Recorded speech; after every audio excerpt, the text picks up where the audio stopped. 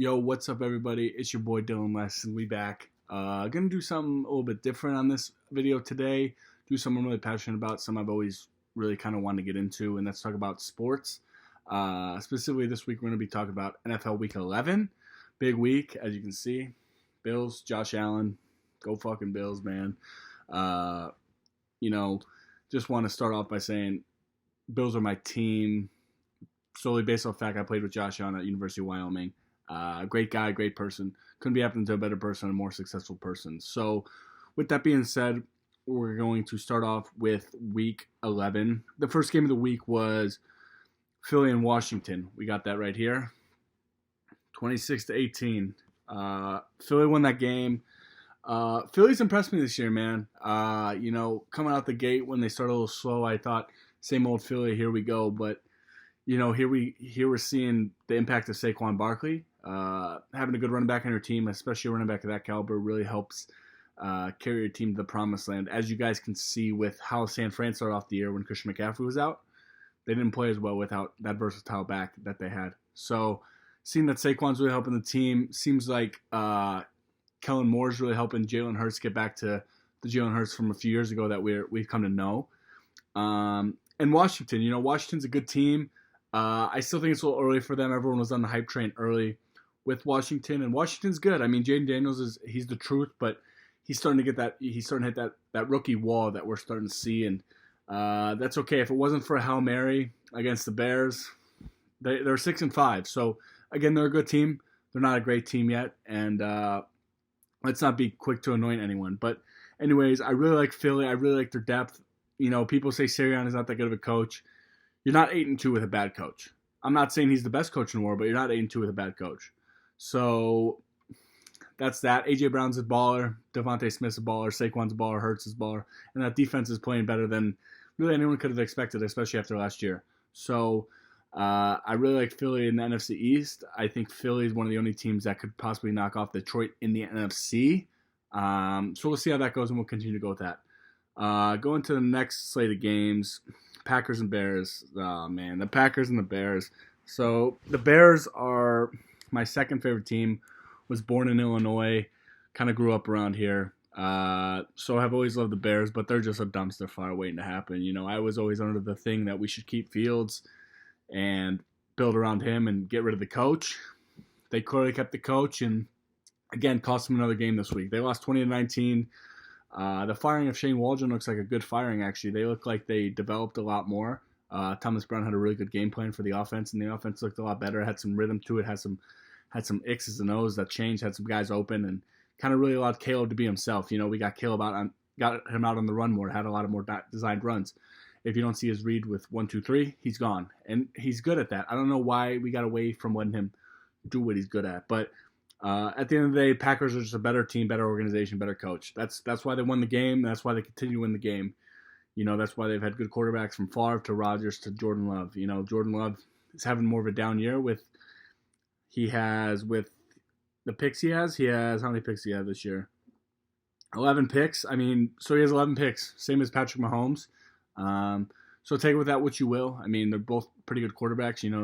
No risk, no reward, I guess is the way I could see it. But the Bears defense is serious. If we could get rid of fucking Eberflus, I mean, the Bears could be decent. I think they need really good coaching, and it really starts from the top down. So ownership with the Bears has always been their problem, just as you can see with the Dallas Cowboys, and it just stems all the way down to the coaching and the team. So once the Bears get a good coach and get some help there, they might actually become something. But for now, the Bears are not good at all. 2019, tough loss. Ever since the Hail Mary against Washington, they just haven't been the same team.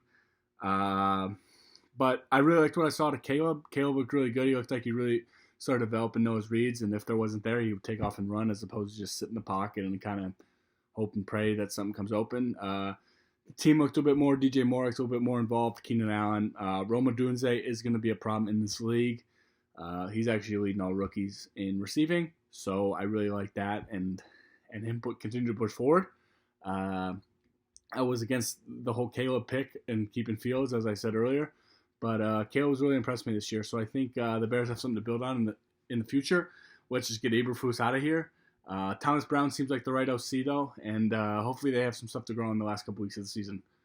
The next game we have on the list was Chiefs Bills. So, like I said, Josh Allen, man. What can I say about the Bills and the Chiefs? We'll start off with the Bills first. I've been preaching to my friends, to my family, to everyone I know that Josh Allen's the best quarterback in the league, has been the best quarterback in the league for 3 years. People say, oh, well, he can't beat Mahomes in the playoffs. Every game that he's lost in the playoffs, his defense has allowed 31 or more points. So tell me how that's on Josh Allen. If you actually look at Josh Allen's stats in the playoffs, he elevates his game, and he is one of the best playoff performances in NFL history. So I'm unsure how you can say that's on Josh Allen. Josh Allen's is a floor raiser. That team without him isn't nearly as good as they are. He does everything, man. He can throw the ball. He can run the ball. He's probably the best running quarterback of all time as well. Some might argue Cam Newton, some might argue Lamar, but just pure talent and pure running. Josh Allen's the way to do it. I really like the Bills, actually. I really liked them this week. They actually really impressed me. Sean McDermott showed me a lot that I haven't seen from McDermott in the past. He stayed aggressive and stayed trustworthy with his quarterback, which I haven't seen in years past with him, and I really hope that he continues to do that. The Bills' defense is also really rounding out into form. Terrell Bernard is a bully. Matt Milano, when he comes back, if they got Bernard and Milano in the playoffs, that could be a really deadly duo. The secondary is a lot better than I thought. Rasul Douglas was a very slept-on pickup last year in the trade market. Hopefully we make him a Bill for life because he's the truth, and he's a true number one corner. He's a lockdown. So that run at the 4th and 2, to trust to put in his hands, that was the right decision no matter which way you look at it. Even if they didn't get that's the right decision. You can't kick that field goal there and let Mahomes just drive down the field, get a touchdown. We've seen it too many times from Mahomes. It's the truth. But Josh Allen MVP this year. James Cook's good. Shakir I really like. I've always really liked Shakir. When Keon comes back, and Amari Cooper's really starting to find himself in this Bills offense. So Bills going forward are a team to be reckoned with. Again, it's going to really come down to playoff time when it matters. So we will see what happens then. But for now, go Bills and win that bandwagon. As for Kansas City, they were never going to go 17-0. Everyone that said they're going to go 17-0, that's wishful thinking. They're not going to do that. They've had a few things go their way this year that have allowed them to beat that we're at the 9-0 spot. And, that's what good teams do. They find ways to win. And, being that the Chiefs are 2-time back-to-back Super Bowl winners, they're a good team. They're really well coached. Andy Reid has always been a really good coach. Probably one of the most underrated coaches, but now he's rightly where he's supposed to be. Kind of behind Bill Belichick, Joe Walsh, a couple of those coaches, but really, really good coach and really like the direction of the Chiefs. Kelsey seems to be kind of slowing down. He has some really good games. He has some really slow games. But they're really missing that deep threat. Rashid Rice going out for the season really hurt that team. And Hollywood Brown. Those are two really good players. Rashid Rice, SMU stand up. Another university I attended for my master's. So really like SMU, really like their program, and really like Rashid Rice. So that's a big loss for them. Those tackles, are really struggling to protect Patty, and Patty just doesn't look the same. He doesn't look as comfortable back there. He looks like he's a little off right now. But the shining grace for the Chiefs has always been the defense. Chris Jones is really good. Spagnuolo is probably the best coordinator in football. Some might argue that. It's arguable, but he's a very good coordinator. He's always been a very good coordinator. That defense is playing lights out and has been playing lights out all year. The Bills are really the first team to put 30 up on them and really put a stomping on that team and show them what it is. And again, I think that comes on Josh Allen. But the Chiefs, they're not going anywhere. They're still a really good team. They lost the game. It happens. They got a tough schedule coming ahead. I mean, the Broncos are not going to go around lightly. The Steelers aren't going to go around lightly. So looking forward to the playoffs and continue to see where the Chiefs go and the Bills. Hopefully the Bills get that 1 seed because I think that's going to be really valuable for the team going forward and the season going forward if the Bills want to win that Super Bowl. So moving on to our next game, we have the Ravens and Steelers. Okay. That was an 18-16 game. Classic AFC North matchup. Hard, tough-nosed football, but really want to start off with Pittsburgh on this side. So everyone talk about Russell Wilson, washed up, this, that, and the other thing. I think it's time to give Russell Wilson his flowers this year. And I'm not saying that defense isn't impeccable. The Steelers' defense is amazing. T.J. Watt's a game wrecker. T.J. Watt has always been a baller. He'll always be a bully. J.J. was a baller and a bully. So the defense is the truth, and they'll always be the truth, and they'll keep him in the games. But Russell Wilson's playing his game, and probably one of the best deep ball throwers, if not the best deep ball thrower in the NFL still. And he's leading that team to victory. His stats might not show, but that leadership is very underrated and very much what Mike Tomlin has needed and was looking for in years past that he wasn't getting from these quarterbacks after Big Ben retired. So, really like the direction of the Steelers. 8-2 is nothing to be scared about. That's a very, very good team, and I would not want to see the Steelers in the playoffs. Russell Wilson's a proven winner, Super Bowl winner. The defense is the defense. They're going to get stops, and they're going to do what they're going to do. Being that was a divisional game, 18-16, that's kind of what you expect in the AFC North matchup. Hard-nosed, tough football. But going to Baltimore's side, they got to fix up a lot of things. Baltimore has games where they look like the best team in the NFL. Nobody can beat them.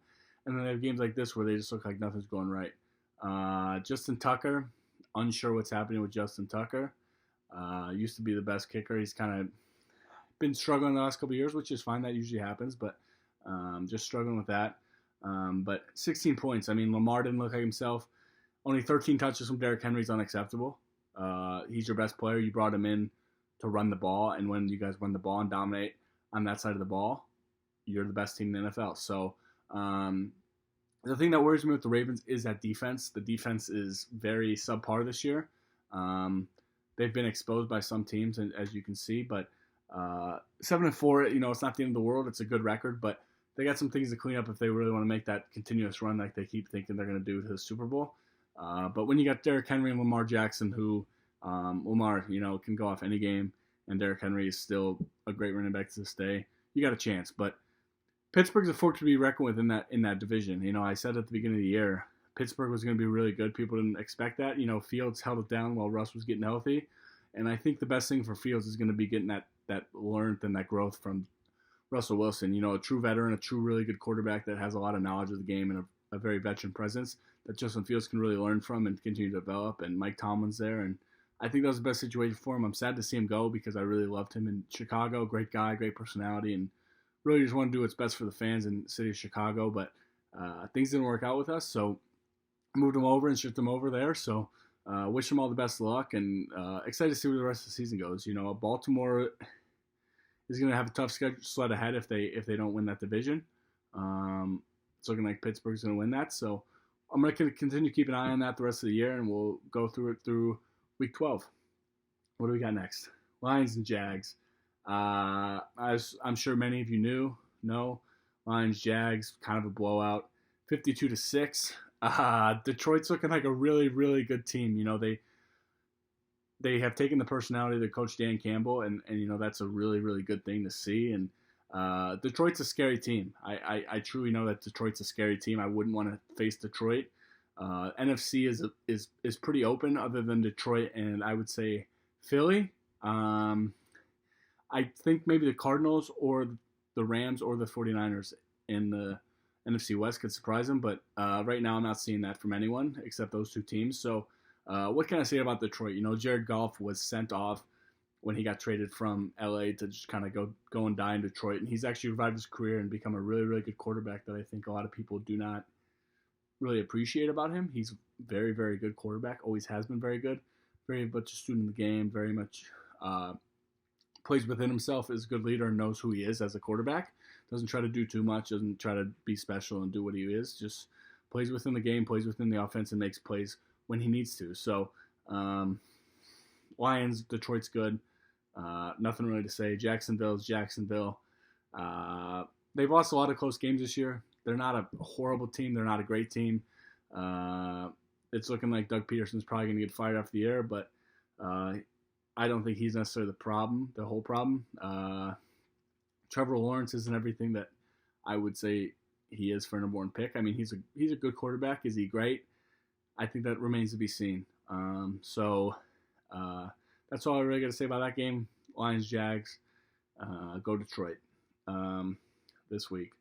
Rams, Patriots. Okay, Rams, Patriots. That was a 28-22 win from the Rams. Nothing really that impressive from the Rams. I mean, Stafford's balling. When he's got Cooper Kupp and Puka out there, they really always got a chance. Kyron Williams is a great running back. But New England's New England right now. They're in a rebuilding phase.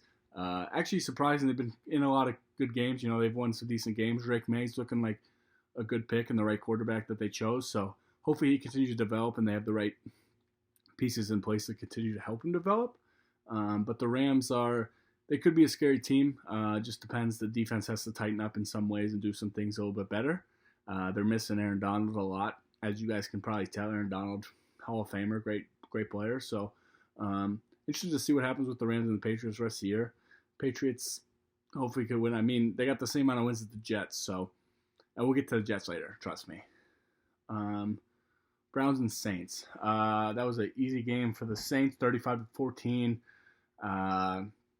Saints, ever since they fired their coach, I always thought he was kind of the problem. People thought he was a good coach. Unsure of that. He kind of brought down the team. As you can see now, they're playing a lot more free and playing with a lot more positivity and a lot more heart. And that's kind of what happens when the team gives up on the coach. I mean, I think you can see that off the Bears. But the Saints are the Saints. Derek Carr is, he's a good quarterback. He's an average quarterback. He'll win you games in the regular season. He could win you 10, 11 games around there if you need him. He's a good thrower of the football, great thrower of the football, can spread it around. But just when it seems like when time comes, he just doesn't clutch up and doesn't win when you need him to. So that was a pretty easy win for the Saints. The Browns are, pretty good. I think Jameis is getting the right opportunity. I think Jameis is not the problem at quarterback. I really like Jameis Winston, always have. He's a very good quarterback. I don't think you can give that job back to Jameis, back to Deshaun Watson after what I've seen. So that remains to be seen. But Browns probably going to fire their coach. I think Stefanski is an okay coach. Don't think he's great. Don't think he's bad. But maybe get a Vrabel in there or someone else that could really help develop that team and build them a little bit more. Next game we got on the list is the Colts and Jets. So, as you all know, the Colts and the Jets. So, Anthony Richardson got his first start since being benched. What were his stat line? He looked really good, actually. Anthony Richardson, 20 for 30, 272, 1 touchdown, and then he had 10 carries for 32 yards and 2 touchdowns. Anthony Richardson, I think that was the right decision by the coaching staff to sit him down for a couple games and let him just come back within himself and figure out who he is. As you can see based on how he played on Sunday, that he is a good quarterback and he's a very capable quarterback in the NFL. He's got probably one of the strongest arms I've ever seen in my life. The Colts are a team that I feel like could surprise a couple people think in the playoffs. I like their coach. I like Shane Steichen. I think he's a great coach. Anthony Richardson's good. Jonathan Taylor has got to find his groove eventually. Pittman and them boys and Alec Pierce and Josh Downs, all really good receivers. So Indianapolis is a team that I'd keep an eye on. I haven't watched enough ball of them this year to realize, but they only lost by 10 points to the Bills. So, they're a team that could surprise some people. Then on the other side of that is the New York Football Giants. New York Football Giants. New York Football Jets. Sorry, guys. The Jets. Yeah, I'm sorry, Jets fans. I got nothing to say for you guys. 3-8 is unacceptable. You got Devontae Adams, you got Garrett Wilson, you got Aaron Rodgers, you got Breece Hall. You got this defense that's supposed to be good. But it's just looking like the Jets are the Jets, The organizations, it comes down to organizational failures and organizational things. If you look at a lot of teams that are successful, they've been successful for many, many years because they have an organization, they have a set goal in mind, they have a set ideal and a set mindset.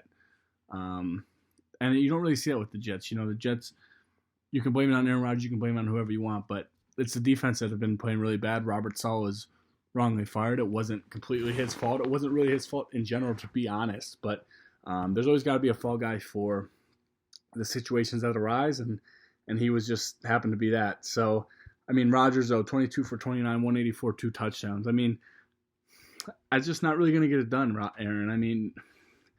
Maybe that's a new world of quarterback we're living in where they're not throwing for 400 yards every game like they were a few years ago, which is great for defense and great for the NFL. But the Jets, man, they got a lot of work to do and a lot of interior work to do, I think, to get that franchise to where it wants to go. Next game we have is the Vikings and Titans. So Minnesota this year, it was a 23-13 game. Minnesota's 8-2. Sam Darnold's balling. Everyone that slept on Sam Darnold, I mean, look at Sam Darnold now. I mean, got drafted to a bad team in the Jets. They couldn't develop him.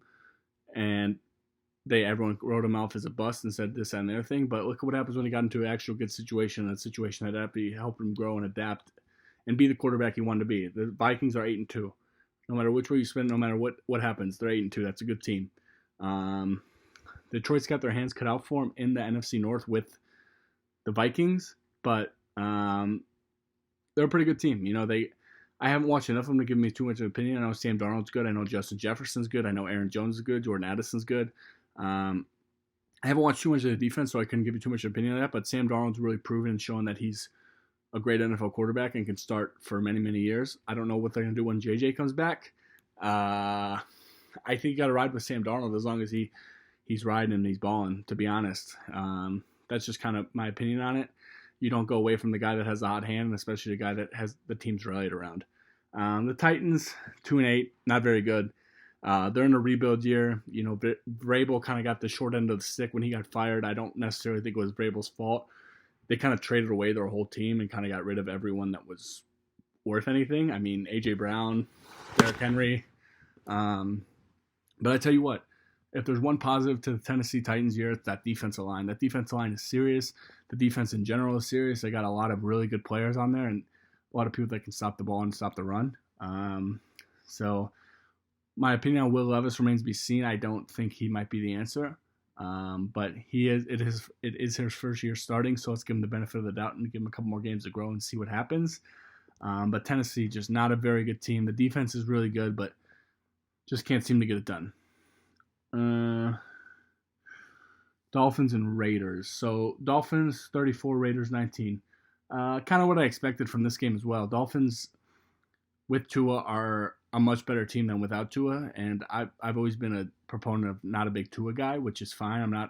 Never have really been a big Tua person, but Tua makes that team go and that team run well, and he can ball, he can throw the ball well, and stuff like that. So I kind of figured they win that game and make some noise. I mean, they almost beat Buffalo a couple weeks back, the first week that Tua came back. So if that doesn't prove that they're a pretty good team, I don't know what will, but kind of expect that result to come. Achane is unguardable. Tyreek Hill can go off. Waddle can go off sometimes. Mike McDaniel, very good offensive coach. Don't know if he's going to bring you to the promised land. Well, that remains to be seen because I think they're missing that toughness that you really need to win the Super Bowl that I'm not seeing with them. Las Vegas, man, what can I say about Las Vegas?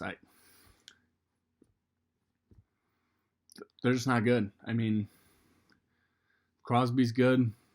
They got Brock Bowers who's balling. But other than that, they really don't have anything else. I mean, they had the opportunity to hire Jim Harbaugh. Don't know why they didn't. If I was the Bears, I would have hired him. If I was the Raiders, I would have hired him. He's a great coach. He's always been a great coach. And no disrespect to Antonio Pierce, he might be a great coach. Don't know enough about him to give you an opinion on that. But you have the opportunity to get Jim Harbaugh. You hire Jim Harbaugh. Especially if he wants to come to the Raiders and you want to turn down that franchise and bring the Raiders back to the Raiders that we know of old. So we'll remain to see what happens with the Raiders. They're probably going to have to pick a quarterback high up in the draft, and we'll see how that revamp goes. So Broncos Falcons. Ooh, the Broncos from Denver. So I'm from Denver. So, I'll go on record saying when the Broncos drafted Bo Nix, I thought he was going to be an absolute bust and suck. He's really proved me wrong. And you know what? Like I've said before, a lot of quarterbacking in the NFL, especially as a rookie, comes down to the situation you're put into. Sean Payton's a great coach, great offensive coach especially. I mean, Drew Brees for all those years was, a great quarterback. And Drew Brees is a great quarterback with or without Sean Payton. I'm not just discounting that, but it also helps to have a great quarterback. And, Bo Nix, offensive rookie of the year, no question. He's been balling this year. He's been proven that he is him, and he was the right pick at the Broncos at, I think, number 11. So what is there to say about the Broncos? They were a field goal away from beating the Chiefs. They should have beat the Chiefs, and they would have been 7-4. They're 6-5, so right there in the playoff race. Bo Nix, 4 touchdowns. I mean, he was balling. He really proved that he's the right decision. You can see him getting better every week. He's starting to learn the offense more. He's starting to learn the little wrinkles of quarterbacking and playing within himself and playing within the game. And you could tell the team loves him and the guys really want to rally around him. So I love to see that from Bo Nix. It's really awesome. So hopefully we'll see him continue to grow and continue to build. Atlanta, I don't know what to say about Atlanta. They sometimes look really good and sometimes look really bad. I mean, you can't lose to the Saints like that and just get blown out. I mean, I'm a big Kirk Cousins guy, I always have, but something with the Atlanta Falcons I just can't get behind. I mean, again, I haven't watched enough of them to really have that much of an opinion, that much of a topic on them, but we'll see what remains to be seen. I mean, Kirk Cousins, Drake London, Bijan Robinson, Kyle Pitts, you think you guys could figure it out. So we'll see what happens with them, but Atlanta, that division is pretty easy. It's pretty wide open, so they could easily get that win. Seahawks and 49ers. So Seahawks, big win, 20-17. They're both 5-5 in that division. Seattle won. Geno, again, has the second most game-winning drives in the NFL since he started starting. I'm unsure what year that was, but I think it's 11. He's tied with Patrick Mahomes and Josh Allen. So you can't say he's not clutch. You can't say he's not balling. My only problem with Geno is some games I feel like he's lost and he doesn't really take over the game and do what he's supposed to and show who he is. That's my one gripe with Geno Smith. But ever since he's got another quarterback that was drafted by the Jets that led to a different situation and is now balling. Another perfect example. I like Mike McDonald. I like what their team is. Their defense is really good. Their secondary is really good. Tariq Woolen, Kobe Bryant, and them boys, a really good team. And Seahawks could make some noise. They gotta figure out some things. But DK Metcalf, T-Lock, K9, Geno, they could be a force to be reckoned with if they figure some things out and put it all together every game. Some games they just look like they don't care and they don't show up. San Fran, I don't know what to say about San Fran. I mean, Bosa getting hurt's a huge loss for that team. Purdy's always balling. Christian not playing for most of the year is also a really tough loss. But hopefully him come back, they can put some games together and put some strings together. Because if not, I think unfortunately Shanahan has to go. You know, he's had opportunities to win the Super Bowl and close it out and win that Super Bowl, but he just hasn't gotten over that hump. And I think kind of like Andy Reid in Philadelphia, you might need him to get fired and go to a different place to kind of truly find his spot. So I like San Fran. I think if they could sneak into the playoffs, they're always a dangerous team. Purdy's good. Shanahan's good. C-Mac's good. Debo, Kittle, all of them can get loose anytime in Bosa. So we'll see what happens with San Fran. Like I said, I haven't been very impressed with them this year, but hopefully they can turn it around. Bengals and Chargers was the Sunday night game. What can I say? 34-27. Chargers 7-3. Look what happens when the Chargers get a great coach in Jim Harbaugh. It changes everything. Justin Herbert looks like a brand new quarterback. Ladd McConkey is the truth. No matter what people say, Ladd McConkey is the truth. They're a really good team. They got a lot going on for them. And that's that. I really like the Chargers. I really like Jim Harbaugh. Jim Harbaugh has been a winner at every place he's gone. So you can't discount what he's doing. He's a great coach and always has been a great coach. The Chargers could make some noise in that AFC West. That's another team I would want to play if I get to the playoffs against them. That's a really good team. It's a really scary team. And we'll see what happens with them. The Bengals, man.